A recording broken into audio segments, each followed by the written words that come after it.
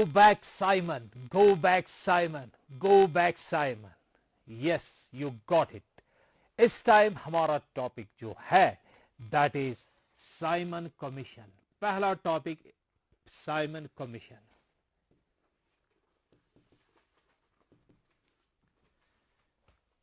Dear students, this is Bashir Ahmad Gojri और हमने last class में जहां ये चैप्टर छोड़ दिया था वहां से हम स्टार्ट करते हैं और इस टाइम का पहला टॉपिक जो है दैट इज साइमन कमीशन.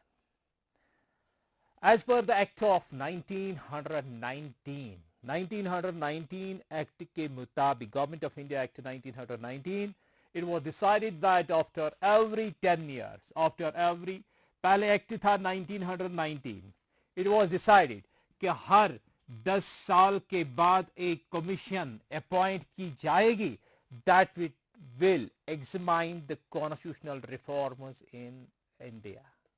और आप लोगों के लिए क्वेश्चन है कि अगर ये डिसाइड हुआ कि हर 10 साल के बाद एक कमीशन अपॉइंट की जाएगी that will look into the constitutional reforms in India, लेकिन जब हुआ ऐसा तो ऐसा क्यों हुआ कि 1927 में ही एक कमीशन अपॉइंट हुई for the same purpose that came to be known as Simon Commission. और ये क्वेश्चन आप खुद with the help of your teachers इसका आंसर पता कर लोगे. इस वक्त हम आगे जाते हैं. साइमन कमीशन का पहला पॉइंट हमने याद रखा, it was appointed in 1927, appointed as per Government of India Act 1919. It reached India. फिर ये इंडिया आई ये कमीशन इन 1928. लेकिन अनफॉर्चुनेटली क्या था, कमीशन इंडिया आई, इंडियंस के लिए आई, but it was all white. It had no Indian representative, for which Indians decided to boycott it. Indians ने decide किया साइमन कमीशन को बाइकआउट किया जाए. इंडियंस ने डिसाइड किया कि इसके खिलाफ प्रोटेस्ट किए जाए. wherever it went, it was received with black banners and the slogan "Go back, Simon." इतनी अपोजिशन के बावजूद भी this Simon Commission visited India twice. It visited India twice. 2 बार ये कमीशन इंडिया आई. जब लाहौर कमीशन पहुंची at Lahore, the protest against it was led by Kesari Punjab, Sher Punjab, Lala Lajpat Rai. और यहां लाहौर में पुलिस ने ऑर्डर दिया लाठी चार्ज का. And Lala Lajpat Rai was so much lathi charged that he died of its wounds. वो later उसी में इतनी चोट खाए थे कि वो मर गए. और 1930 में साइमन कमीशन ने अपना रिपोर्ट सबमिट किया. And some of the suggestions of Simon Commission were, Simon commission की कुछ सजेशन ध्यान देना. एक सजेशन थी कि dual administration, to stop or discontinue with the dual administration and to set up a responsible government. हुआ एक. सेकेंड, पहला क्या था? dual administration को रोकना और एक responsible government सेटअप करना. It was first. और ऐसी एक सजेशन थी कि there should be no change in the central government. एक सजेशन थी कि more members in the provincial legislatures. एक सजेशन थी, ध्यान देना, नेक्स्ट थी कि वाइसरॉय और प्रोविंशियल गवर्नर्स को ज्यादा पावर दी जाए to protect the interests of minorities. एक सजेशन थी बर्मा यानी आज का Myanmar to be separated from India. एक सजेशन इसमें थी new provinces of Orissa and Sindh to be carved out. और इसमें एक सजेशन थी franchises to be extended. और एक सजेशन थी जो ये periodical review of the constitutional reform or working of the constitution है, it should be discontinued. और इसकी जगह क्या करना चाहिए? इंडिया में एक फ्लेक्सिबल कॉन्स्टिट्यूशन ड्राफ्ट की जाए and to let it evolve, to let it evolve itself.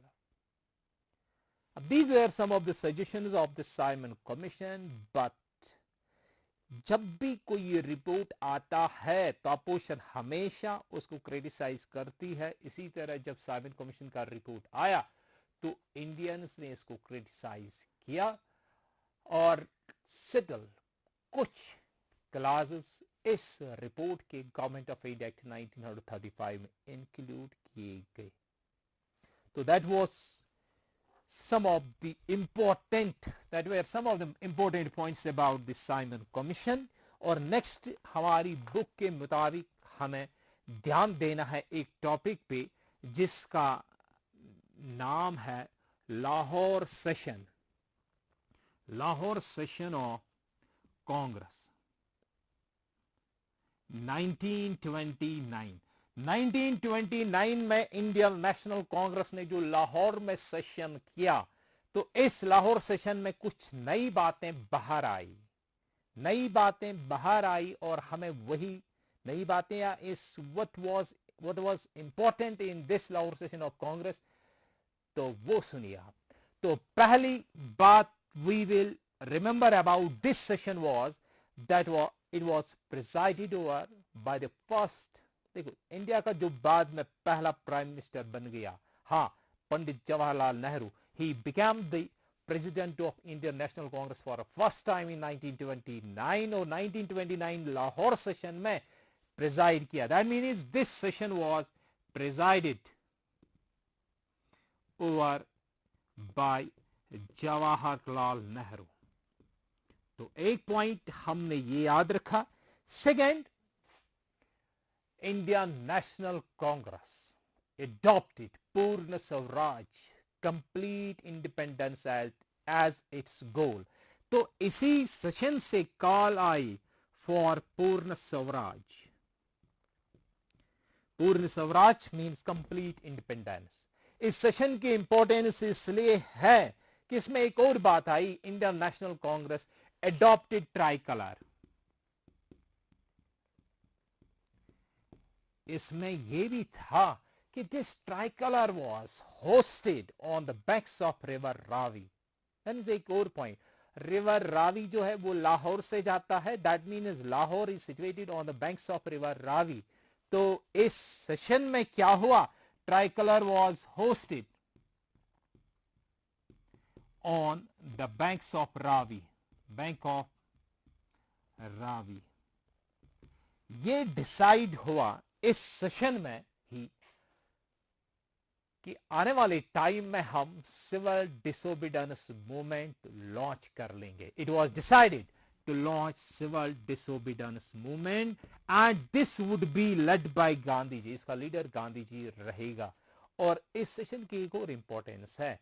इस सेशन में डिसाइड किया गया कि 26 जनवरी 1931 26 जनवरी इंडिया मनाएगा.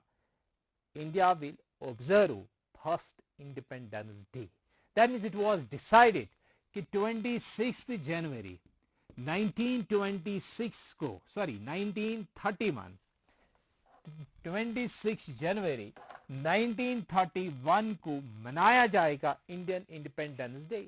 और हमें पता है अभी इंडिया आजाद नहीं हुआ. इट वाज डिसाइडेड कि हर साल 26 जनवरी would be observed as Independence Day, and it is perhaps for this reason कि आजादी के बाद भी जब इंडिया की कॉन्स्टिट्यूशन फुल्ली तैयार थी, it was adopted on 26 नवंबर 1949, लेकिन इंडियंस ने इसको फुल्ली एनफोर्स किया 2 महीने बाद 26 जनवरी 1950 को. इसी दिन 26 जनवरी को आज इंडिया में रिपब्लिक डे मनाया जाता है.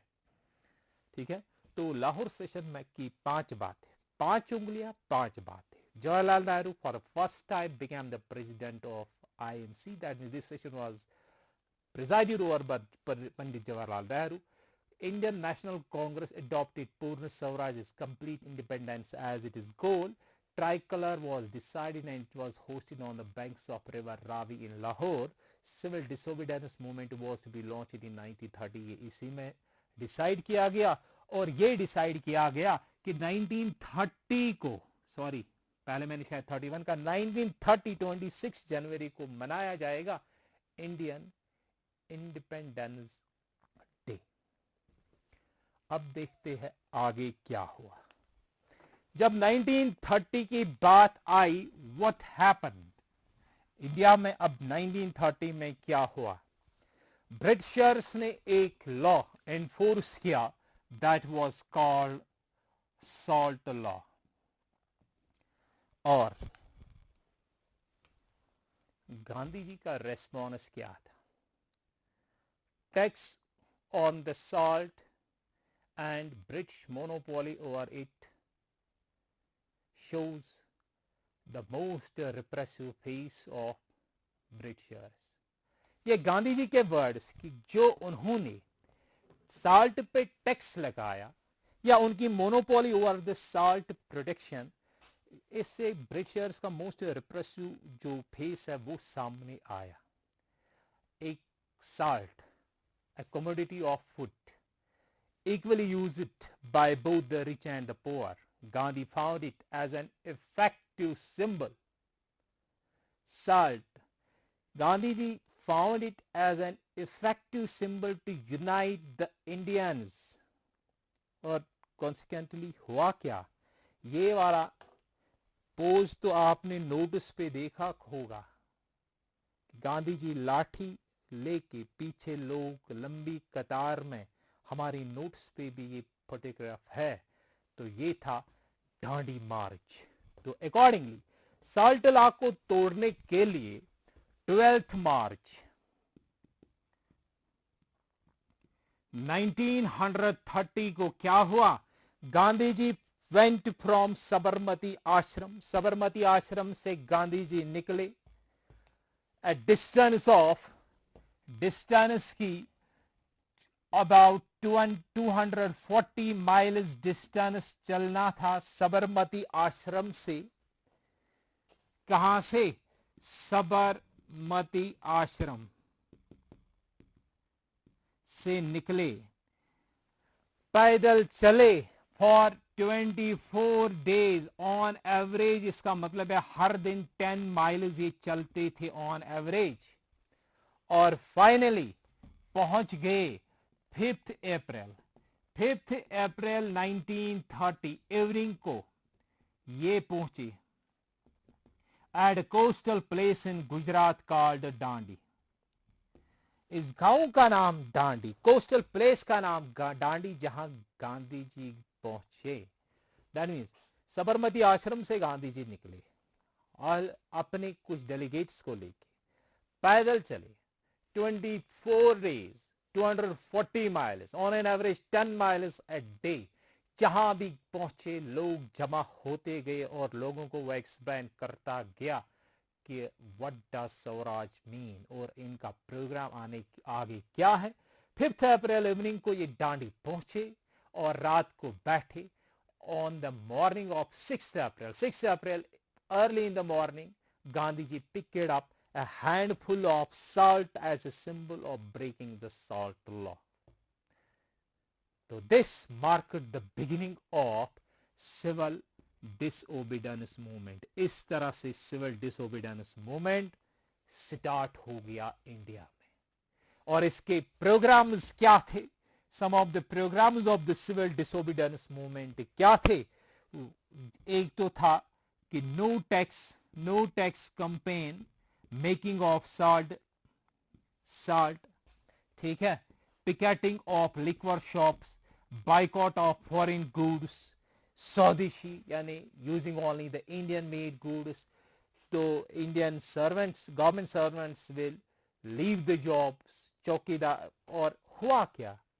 जब ऐसा सब कुछ हुआ तो गांधी जी को 5 मई को जेल हुई। गांधी जी तो जेल चले गए लोग, लेकिन सिविल डिसोबीडियंस मूवमेंट में अभी भी है। सिविल डिसोबीडियंस मूवमेंट कंटिन्यूड रहा। लोगों ने इसमें ऐड किया, दे रिफ्यूज टू पे चौकीदारी टैक्स। उन्होंने नो टैक्स कैंपेन इसमें स्टार्ट किया। They defied the forest laws, went into the reserved forests for grazing purposes, for collecting the forest products. और बहुत सारे लोगों को जेल भी हुई। हजारों महिलाएं इंडिया की जिन्होंने सिविल डिसोबीडियंस मूवमेंट में हिस्सा लिया। अब आगे क्या हुआ? इंडिया का एक कॉन्स्टिट्यूशनल डिस्प्यूट सेटल करने के लिए ब्रिटिश के प्राइम मिनिस्टर रमसे मैकडोनाल्ड ने 1930 में एक राउंड टेबल कॉन्फ्रेंस बुलाई।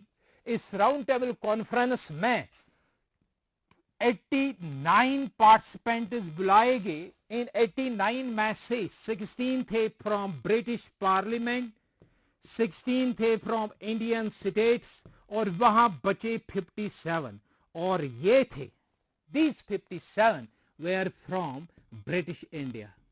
लेकिन एक बात याद रहे कि इस first round table conference first RTC 1930 89 participants, लेकिन Indian National Congress boycotted it. Indian National Congress ने इसमें हिस्सा नहीं लिया और कुछ कंक्रीट फैसला इस राउंड टेबल कॉन्फ्रेंस से बाहर नहीं आया। और उसके बाद लॉर्ड इरविन की बात कर लेंगे। लॉर्ड इरविन या वाइसरॉय इरविन जो है, ही वॉज वाइसरॉय इरविन जो था, he was asked by or directed by the government to settle the constitutional deadlock या settle the dispute with Gandhi ji. Gandhi ji के साथ ये सिविल डिसोबीडियंस मूवमेंट की बात कीजिए, क्या है क्या नहीं है, और इसको सेटल कीजिए, इसको बंद कराइए। तो अकॉर्डिंगली लॉर्ड इरविन के साथ गांधी जी का एक पैक्ट हो गया जिसको कहते हैं Gandhi Irwin pact. Gandhi Irwin pact दो पार्टीज के बीच में एक पैक्ट हो गया। तो इरविन ने भी कुछ एग्री किया और गांधी जी ने भी कुछ एग्री किया। इरविन ने एग्री किया कि ऑल द पॉलिटिकल प्रिजनर्स जो सिविल डिसोबीडियंस मूवमेंट के दौरान बंद हुए हैं would be released except those who were involved in violence. ये एग्री किया किसने? इरविन ने। इरविन ने यह भी एग्री किया कि Indians would be allowed to make the salt. Irwin ने यह भी एग्री किया कि जो लोग इंडिया के सिविल डिसोबीडियंस मूवमेंट के दौरान हु लॉस्ट देयर जॉब्स, उनके साथ they will be liberal towards them. और बदले में गांधी जी ने क्या मान लिया? पहला, to withdraw the non civil disobedience movement. Civil disobedience movement को विड्रॉ किया, ये करेंगे। सेकेंड, गांधी जी ने डिमांड मान ली इरविन की कि Indian National Congress will take part in second round table conference. तीसरी बात गांधी जी ने मान ली कि he will not demand any inquiry in the criminal acts of the police. That means as per Gandhi Irwin pact civil disobedience movement तो off हुआ, withdraw हुआ, बंद हुआ, लेकिन अभी गांधी जी को सेकेंड आरटीसी में हिस्सा लेना है। तो accordingly second round table conference जो हुई इसमें गांधी जी को हिस्सा लेना है। In fact Gandhi ji was the sole representative of Indian National Congress in the second RTC. लेकिन सेकेंड आरटीसी में क्या हुआ? बी आर अंबेडकर ने डिमांड की separate seats for the Harijans. Depressed class association जो उसने दलित्स की 1930 में बनाई थी, उनके लिए उसने सेपरेट यानी दलित्स के लिए सेपरेट सीट्स डिमांड की। मोहम्मद अली जिन्ना ने मुस्लिम्स के लिए सेपरेट सीट्स डिमांड की। तो हुआ क्या? गांधी जी को वो ठीक नहीं लगा and he returned empty handed. वो खाली हाथ सेकेंड राउंड टेबल कॉन्फ्रेंस से वापस आए। लेकिन एक बात यहां याद रहे कि अभी वो वापस पहुंच ही रहा था। Before his coming back Indian British government ने क्या किया? जो गांधी इरविन पैक्ट में बातें डिसाइड हुई थी, सेटल हुआ था, दे टुक इट बैक। यानी गांधी इरविन पैक्ट जो था that become no more operational जब गांधी जी सेकेंड आरटीसी से वापस आया। तो इसके बाद थर्ड आरटीसी हुई, इंडियन नेशनल कांग्रेस ने फिर से बाइकआउट किया। पहली RTC 1930, second RTC 1931, third RTC 1932। Indian National Congress ने थर्ड आरटीसी में हिस्सा नहीं लिया, लेकिन यहां जो सजेशन दी गई सेकेंड आरटीसी से जो भी आउटकम निकला, some of these based on the recommendation of third RTC, Government of India Act 1935 later came into act। लेकिन यहाँ हम बात करते हैं 1930 में, 32 में कुछ और भी हुआ। British prime minister Ramsay MacDonald ने कहा, if Indians fail to settle their communal disputes then I will make my own decision. ये मैकडोनाल्ड ने कहा। इंडियंस फेल, इनका कम्युनल ये सेटलमेंट हुआ ही नहीं, कम्युनल डिस्प्यूट्स का सेटलमेंट हुआ ही नहीं। और बात थी 16 अगस्त 1932। रामसे मैकडोनाल्ड ने अपना डिसीजन दे दिया, जिसको हम कहते हैं communal award. And what was communal award? Communal award में क्या था? He gave separate seats to Indian Muslims, separate seats to Muslims, separate seats to Christians, separate seats to Sikhs, and separate seats to Dalits. Gandhiji regarded it as an attack on the unity of the Indians, और उसने कहा कि ऐसा अगर होगा, it will take long time for these to get united with the mainstream Indians। और उसने क्या किया? उसने लॉर्ड इरविन को, मैकडोनाल्ड को एक लेटर लिखी और उसे कहा 20 सितंबर से पहले ये डिसीजन वापस लिया जाए, और अगर नहीं लिया I will start fast unto death। But British paid no heed to his and Gandhiji started fast until death। Gandhi ji ने फास्ट until death स्टार्ट की और it was 26 सितंबर। बी आर अम्बेडकर गांधी जी के साथ आए और दोनों में एक एग्रीमेंट साइन हुआ, जिसको हम कहते हैं पूना पैक्ट। तो पूना पैक्ट की बात अगर हम देखते हैं, पूना पैक्ट पहली बात signed between Gandhi ji and B R Ambedkar, signed in 1932। क्यों? गांधी जी ने फास्ट टू डेथ स्टार्ट की थी, किसके खिलाफ? कम्युनल अवार्ड के खिलाफ। और पूना पैक्ट में क्या हुआ? Reservation for the scheduled castes was agreed upon. अब हमें एक क्वेश्चन यहां टेक्स्ट का याद आ रहा है। क्वेश्चन है, नॉन कॉपरेशन मूवमेंट के दौरान जो वो इंडेंचर्ड लेबर्स आसाम के टी गार्डन्स में थे, उन्होंने क्या किया? तो एक शॉर्ट सा देख लो, एक शॉर्ट सा मैं कोशिश कर लूंगा कि वहां के इंडेंचर लेबर्स ने क्या किया। एक इंडेंचर लेबर आया और कहता है, भैया जी हम एस्टेट को क्यों छोड़ के नहीं जा सकते हैं? और दूसरा, कहे जा सकते हैं इनलैंड इमिग्रेशन एक्ट 1869 नहीं पता है। उसका मतलब है कि हम एस्टेट को छोड़ के नहीं जा सकते हैं बिना गोरों की परमिशन के बगैर, और परमिशन तो वो देते नहीं है। भैया जी लेकिन सुना है non cooperation movement Gandhi ji ने लॉन्च किया और हम सबको अपने अपने गांव में जमीन दी जाएगी। अरे घर की याद तो हमें भी आती है, तो चलो हम भी लैंड इमिग्रेशन एक्ट को छोड़ डिफाई करके तोड़ के घर की तरफ भागने लगते। और इस तरह से इंडेंचर्ड लेबर्स ने they defied the authorities, went to their, tried to go to their homes in the hope that they will get lands in their villages. They however never reached their homes. This was all in this chapter for students of class 10th and 8th also. The chapter was titled Nationalism in India. और next class जब हमारी होगी, we will take on nationalism in Europe. Till then, stay tuned. Bye.